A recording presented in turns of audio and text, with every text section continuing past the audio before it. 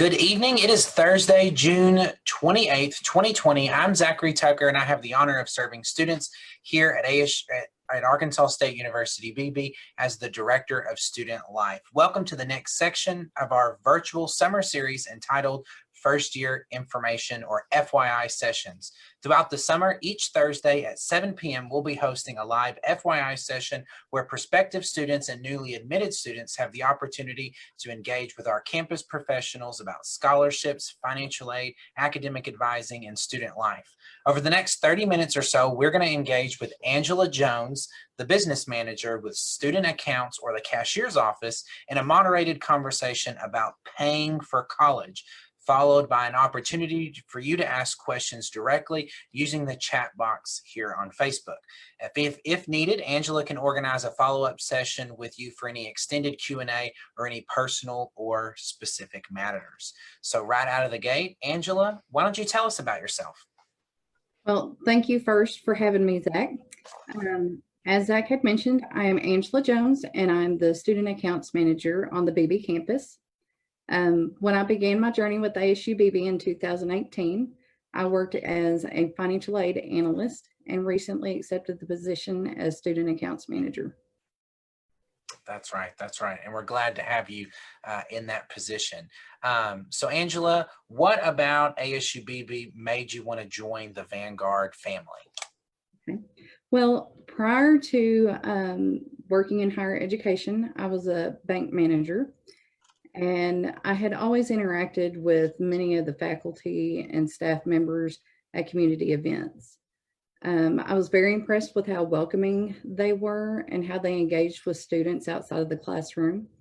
And being from a small town in Northeast Arkansas, the campus just reminded me of being home. Absolutely. That's one of the things. I grew up in Marktree, so a really small town in Northeast Arkansas, and I chose to go to college in Southern Arkansas at Monticello, which was a smaller campus. That was one of the reasons why I chose UAM. So being able to connect back into higher ed at a small campus has really allowed, it does feel like home. You feel like you're part of a family. So I definitely can relate to that. All right, well, let's help our prospective students or our newly admitted students who are here watching live or are going to be watching this as a recorded, archived on our website. So Angela, in the discussion of paying for college, let's first talk about what is tuition and fees. So what are those fees and charges for tuition that someone's going to see on their student account? Okay, so your tuition and fees are based on the type of class that you take and the format which the class is instructed. The average cost of an on-campus class is $122 a credit hour. If you have a class that requires a lab, there may be additional fees associated with it. So if you're taking a 6-hour class of on-campus courses, then you would estimate your costs for 6 hours, multiply it by $122, and that would equal out to $732. With our online classes, you would just need to add an additional $25 per credit hour fee, and that would calculate out to $882 for 6 hours. And these are average dollars amount, right? Yes, So every student's a little different based on the type of classes they are that they're in. And there's some additional fees for specific programs, right? So if you're in a specific program that has additional cost related to it, like a technical program, in some cases there are additional fees. Is that right? That is correct. Awesome. Awesome. All right. So the next question, so tuition and fees are the big charges that are on a student's account. Those next type of charges are room and board, and that means a whole lot to me, right? Because I'm over as the Director of Student Life. We manage housing. We've had a session on housing. So talk to us a little bit about room and board. Sure. So if you plan to live on campus, there are a few different costs. The first is the price of staying in the residence halls.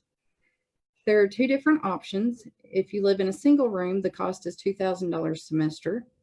Or if you live in a double occupancy room, which would be you and an additional roommate, it would be $1,575 a semester. There is a $150 fee for you to submit whenever you submit your application as well. And then you will need to be responsible for your laundry fee of $25 a semester. And then the meal plan is $1,200 a semester. That's right. So that $150 they have to pay before they move in, right? So they pay that. And the cashier's office, y'all are open, working with students, right? It's still remote. Students aren't allowed to come in the office. That's all of us across campus. And I'll plug, we're encouraging students because we have different cashier. You have cashiers coming in rotating. Is that correct? We do. So we're encouraging students, if you still have to pay that $150 non-refundable application fee, to just call the Student Life office, which is 501-882-4491, and we will transfer you to the cashier that's in the office that particular day, to make sure that you're connected. Great. So those are the two types of charges. We have tuition and fees, then we have room and board. Those are the big chunks of charges that are on a student's account. Where would a student, after they enrolled in classes and those charges are posted to their account, after they sign up for housing, and a little closer to the move-in day when those housing charges are added to their account, Angela, where do they find their bill? You will need to log on to the ASUBB website, and you can see there towards the top, it's highlighted for the Vanguard portal. After you log on to the student portal, you will be able to use your credentials to log in. It's your student email address, and then you may need to create an account as well. If you have problems with that, you can contact the ASUBB Technology Support Center at helpdesk@asub.edu, or you can call them at 501-882-8999. Once you're logged in, you can view your bill by selecting My Finances on the left-hand side menu. Then you would select Account Information on the Account Information page.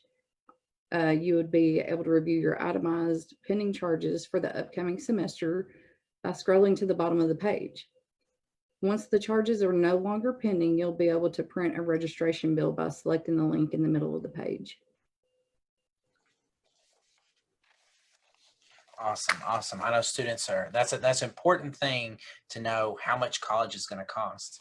And so when do you think, when are bills typically available for students? Is it immediately after they register? Is there a window of time around when classes start that they can begin looking at their bill, or is it as soon as they register for those classes? Well, the pending charges should show up, I would say, within a day or so. Sometimes we have to do some recalculating in the system at night, but they should be able to at least see the pending charges at the bottom of the page here the next day. Awesome. All right, so I know where to find my bill. The next question is, what are my options for paying my bill in my student account? To pay your bill, you have multiple options. If you've been awarded any financial aid, such as a federal Pell Grant, student loans, or a scholarship, the financial aid office will submit your aid to the cashier's office to credit your student account. If you choose to pay your balance in full, you can pay on the Vanguard portal with a check or credit card or debit card. We also accept payment in full over the phone with a credit card, and payment in full in person using check card, and you can also submit it through the mail. And we've included the mailing address on the PowerPoint as well for you. Some students feel setting up an automatic payment plan will better suit their needs. The payment plan will allow students to pay by an automatic draft via check, debit, or credit card. There is a $25 enrollment fee that is assessed with this option. To enroll in the payment plan, you'll log on to your Vanguard portal, select the link in Manage My Account, and then you will be redirected to another site to create or verify your account. Then you can select to set up your payment plan from there. You can enroll in a payment plan all the way up to August 21st, with the initial down payment being $5. After that, the initial down payment will increase. And as you can see here, it can be anywhere from 25 to 50% down, depending on when you set up that initial payment plan. Absolutely. This is something that I always love to stress with students when I'm talking to them, particularly during the summer. So I want to make sure we we underline this, right? So if a student knows that they are going to need a payment plan, or they think that they're going to need a payment plan to pay out their tuition fees or and room and board in the fall, if they set up their payment plan before this year, it's August the 21st, right? They only have to pay $5 down, that Correct. first down payment. But after that, it's 25% of their total bill. That's correct. Yes. And then it goes up later if they set their payment plan up later. So being on top of your bills in college is kind of just like being on top of your bills right at the house. Right. Is sometimes there's always reward with being proactive about it, and this is one of those big ones. And it's also an interest-free loan, short-term loan. There's no interest applied to setting up this payment plan. That's that is a point that I've not ever actually made. So that's a good point too. Is it is like a short-term loan with zero interest, this payment plan. Because if they went to a bank, they'd definitely be charging interest for taking out $3,000 or whatever their bill would be. That's a really good point. All right. So when is their bill actually due? So, they know their bill, they know about this payment plan option. When is their bill? When is their bill due? So without any type of payment assistance, the bill is due by August 10th. If you do not have some sort of payment on file, so whether or not it's financial aid that's pending, or a payment plan set up, or some type of financial assistance, maybe we have a veteran student that's going to be receiving benefits, or the John Deere students, the students are at risk of being dropped on August 11th from their classes. So it's very important that they set up their payment plan, even if they think they're going to get some sort of aid, but maybe we just haven't received it yet. They can go ahead, set up a payment plan, and then once we've received those funds, they'll just get the money back, sent back to them. So, and it's definitely beneficial to be proactive. Absolutely. There's so many students that think that they can come to campus that first week of classes and deal with their financial matters that same week that they're back on classes, right? I'll go to classes in the morning. In the afternoon, I don't have classes. I'll go and figure, I'll make sure my financial aid's in place. I'll go to the cashier's office. I'll figure out all of that stuff. But I think it's important here to take a pause and talk about timeline. Classes start August the 17th, and that's past that August 10th drop date, right? If no one's made any payment arrangements whatsoever with the college, if financial aid isn't pending, if they don't have a payment plan in place, if they haven't paid a dime, cold hard cash directly onto their account, you are going to drop them from classes on the 11th before classes start. So waiting till the 17th when you come to classes to deal with finances is not a good way to look at it. Right. And it's not always guaranteed that their original schedule would be available. So it's definitely important to make sure that you have a plan in place before classes start. Particularly, yeah, and particularly this semester, due to COVID-19, there'll be a real formal announcement, but current students have already been announced. There are going to be different modes of instruction, so different types of classroom instruction where students are going to get to choose which method of instruction they feel is good for them. And if they were dropped for non-payment, they might not get back into that mode of instruction, that method, whether it's full online or whether it's in the classroom or whether it's a hybrid mixture. They may not get in that same mode. It's a little bit different this year because of COVID, and I think it's even more important that students know that they need to get their finances in order before they show up on the 17th. That's a good point. Angela. All right, so our next question is, how do they apply for financial aid and scholarships? We've had people on our FY sessions talk about these separately, but I think this is a good opportunity when we're talking about money and what your bills are and what your options are, to talk a little bit about that as well. And you've spent some time in financial aid, so you can talk to us about how do they start the process of financial aid and scholarships. Sure. So with filling out a FAFSA, that is the number one thing that you want to make sure that you do prior to classes starting, because it's not an immediate process once you submit your FAFSA over to the school. You must complete it to be eligible for a Pell Grant, which is free federal money to assist you in going to school, as well as federal student loans and some state scholarships, like the academic scholarships, the lottery scholarships require that you complete the FAFSA. Once you have completed it, then the financial aid office would contact you through your student email. So I cannot stress the importance of checking your student emails, because that's going to be the way the financial aid office, the cashier's office, that's our main source of communication with you, to let you know that, hey, we're needing additional documentation, or they'll send you an awards letter and let you know how much money that you're eligible for the semester. So that can give you a starting point of knowing how much would be applied towards your bill. The academic scholarship deadline for ASU BB has already passed, but students can apply for a foundation scholarship at giveasub.com until June 30th. So it's approaching, I believe, next Tuesday. And the application is available online, along with the requirements of additional documents that they want you to turn in with it. And that can be submitted via mail or email. That's right. There's still time, that academic, I can't stress this enough.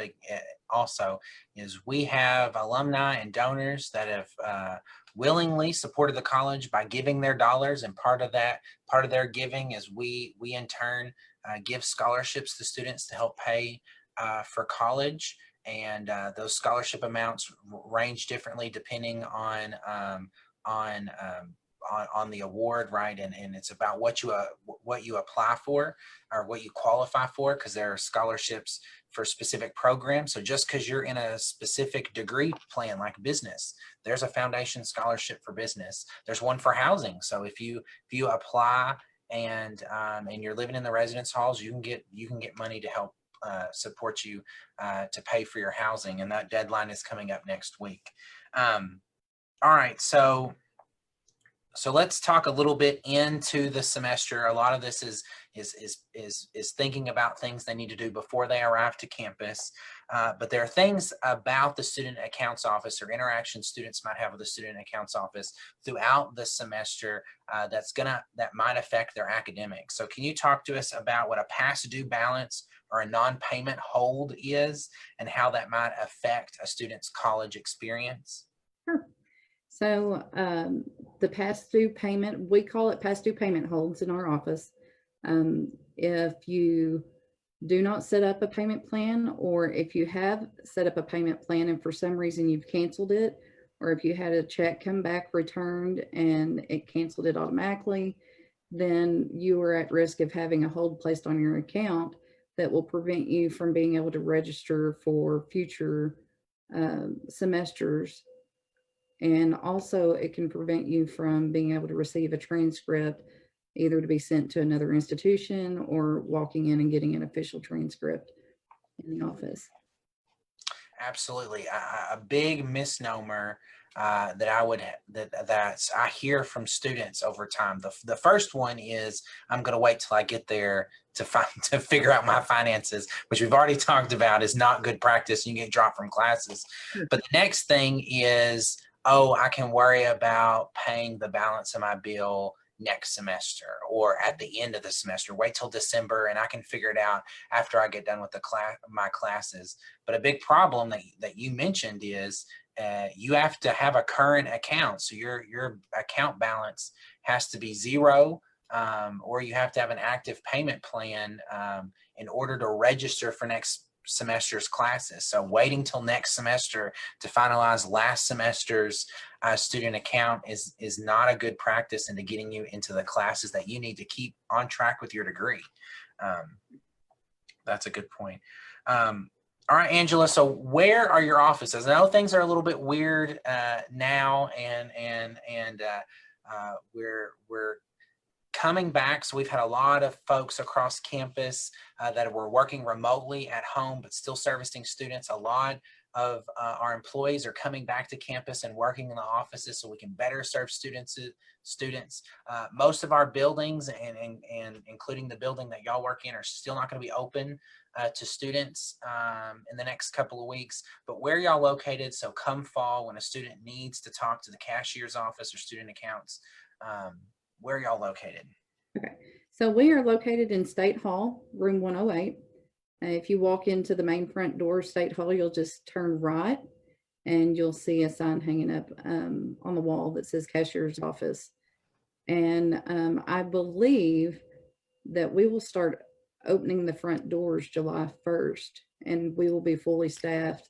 Again, we just ask that everybody practice social distancing if they come into the office, if they have any questions. All right, so if a student doesn't feel comfortable coming to campus, and we mentioned earlier, and you said it, July 1, you might all be back on campus.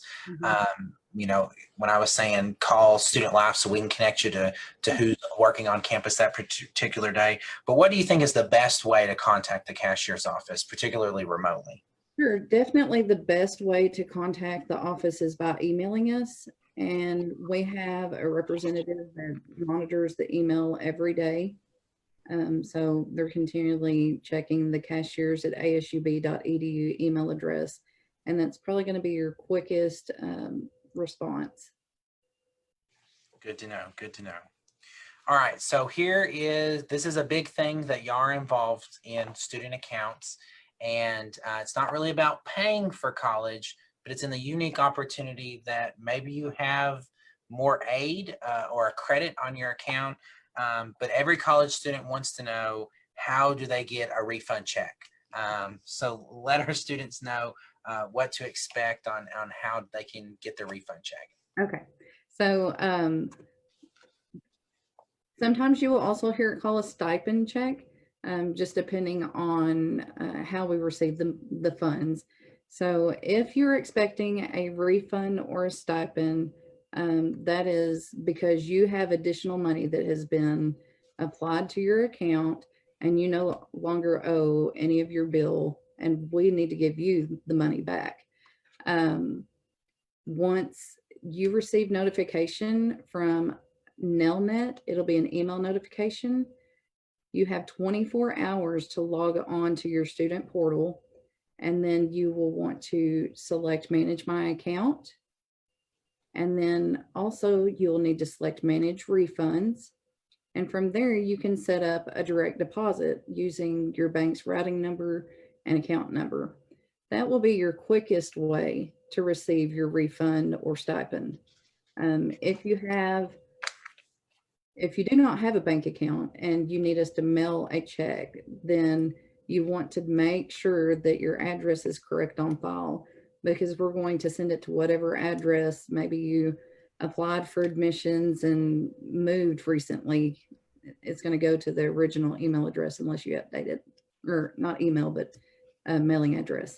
And that's their mailing address in the Vanguard portal, right? So when they go to their contact in the Vanguard portal, not any of the other various things that they might see on campus, but that Vanguard portal, their address on file, that's the official mailing address that you'll send a check to. You know, also, Zach, a benefit to setting up a refund as a direct deposit is students will not have to worry about a check sitting in the mailbox and possible mail fraud, someone grabbing it or it going to neighbors. And they receive the money quite a bit quicker, because a direct deposit would take a couple of days versus a mailed check will take a couple of weeks. That's a great point too. That's a great point. One of the things I do think it's important to underline, and you kind of said it at the beginning, but these refund checks that we're talking about are only for students that have more aid on their account, right, than they have a bill. So if at the beginning of the semester I owe $3,200 and I've only paid $100 or that $5, I'm not going to get a You're refund. not getting a check. You're not getting a refund check. So refund checks are not a magical thing that everybody gets. It's for those students that are receiving more aid than they have charges on their account. So that credit that we call it that they have, that's distributed to them in the form of either direct deposit or a check. So that's a good thing. All right. So when does this happen? When does fall, Christmas, before Christmas happen for some of our students? Well, unfortunately, there's not a magical date that we can say on a certain day we will start initiating checks. But what I can say is that we will not be able to start refunding students money until after the university's census date, which is August 31st. After August 31st, financial aid will start sending the funds that they have received for students over to our office to apply towards the bill. And then it takes a couple of days for us to apply it to the bill before we can start reviewing who is eligible for a refund. That's a good point. That's a good point. But and I knew the answer before you said it. There's no magical day. Students beg for it every semester. There's a process, and just depending on various factors, it takes different times. But it does happen after our census date, our locked in census date, which this semester is August 31st. Well, I've already advanced the slide, so we got the next question. Talk to us about withdrawing for class. Students for various reasons make decisions to drop a class, right? Maybe it didn't meet their expectations. Maybe, particularly in these times, life happens, and maybe they can't manage that particular class or that particular subject matter because it's not as easy as other content area would be. I was a political science student, so anything social science, I was in there. But the hard sciences like chemistry, that kicked my butt every semester. And so that might be a class that an individual might consider one that is not as easy for them. But dropping a class doesn't just impact their the number of courses they got to take in the future, right? Well, I'm dropping this class, well, I have to take it later. It affects their bill too, their aid. So talk to us about what happens when a student withdraws from class, and do they still owe tuition? Sure. So often the misconception that students have whenever they're first entering is that if they drop a class, then they don't owe the money. That's not always the fact. It depends on when you drop your class, whether or not you'll be eligible to either have 100% of the tuition and fees waived, or if it'll be partial, like 50% or 60%, just depending on what term they're enrolled in. To determine the deadline, and you can see here that it's 100%, let's see, 100% the first week, excluding the weekends, and 60% the second or third week. The registrar's office and my office communicate quite a bit during that time frame to make sure that we are aware of any students who are dropping, to make sure that they're credited back the funds that they're owed. And let's see. I also suggest that students go and look on the academic calendar, because the actual dates are posted on there as well for 100% refund, 60%, and 50% refund. Absolutely. No, those are good points, because I really do think that's if we were to lay out what Zach Tucker from my corner of the world thinks the three biggest misnomers that students might have or misconceptions about how finances work. It's one that they can wait till the day that they show up to class. The second one is the third one would be this, so they could drop a class and there's not particularly one there. And then the next one would be that everybody gets a refund check, right? You don't have to worry that, everybody's going to get a refund check. I've had students come to me who owe their full account, right? They owe $3,200 or whatever their full account was. And have said, I expect, I'll pay that off when I get my refund check in. And, there's not a refund check coming for if you still owe for your account. So that's always a hard conversation to have for the student. And part of it is just understanding how college works. A lot of students, particularly our students, are first year, they're first generation students, that their parents haven't gone to college. And I'm always glad that we have a team here to help support students, to help educate them along the way. That's what I've liked about these FYI sessions. Go ahead. I'm sorry. One other thing that I have noticed is just because one student has received a refund or a stipend check doesn't mean that everybody's receiving one at the same time. Those are all processed at different times. It depends on when financial aid sends funds over. There are a lot of different calculations and processes that have to take place in order for someone's check to be sent out. And, at the beginning of the semester, there will be massive amounts of students sent at each time that we send out the refunds. But, just because one person receives it doesn't mean all people have received their stipend. Absolutely. One of the ways I try to explain that with students is each and every one of us are different, right? We accept that Angela Jones is not Zach Tucker. We have different personalities. We're different, and the things that make us unique, and particularly in college, each of our situations are different, and there's not just a mass quick formula button, because everyone's taking different number of classes, different types of classes. Everyone's aid is different depending on what they're receiving, and that's one of the benefits of us being unique is somebody gets to spend some time with us and looking at our account individually to make sure that we get the amount that we need and the one that we expect. So that's a good point. Well, while I look to see if we have any comments over in Facebook, why don't you real quick just share with us, and I didn't tell you I was going to ask you this question, but what is just one reason why you would encourage a recent high school graduate or a student thinking about returning to college or getting into college for the first time later in life? What would you tell them at the grocery store when before COVID, when you actually bumped into people? What would be the thing that you would tell them about ASUBB? Why is ASUBB a great place for students? I feel like, number one, the affordability.